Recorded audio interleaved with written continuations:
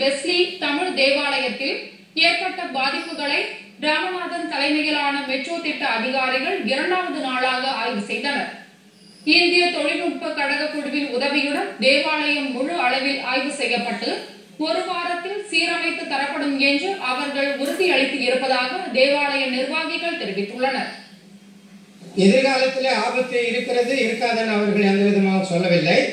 ஆனால் நாங்கள் செய்வது உறுதியாக இருக்கும் என்றுதான் அவர்கள் சொல்லியிருக்கின்றார்கள். இருப்பினும் எங்களுடைய பேராயர் அறிவுரை தேவசாகாயம் ஐயா அவர்களிடத்தில் நாங்கள் ஆலோசனை கேட்ட பிறகு அவர்கள் உறுதியாக செய்வார்களா, அத்தகைய உறுதியின் ஒரு கடிதத்தை நீங்கள் வாங்கிக் கொண்டு அவர்களை வேலை செய்யும்படி அவர்கள் பேராயர் அவர்கள் எங்களுக்கு ஆலோசனை தந்திருக்கின்றார்கள். தேவாலயம் அருகில் உள்ள பழமையான கட்டடத்தில் 15 கடைகள் செயல்படுகின்றன.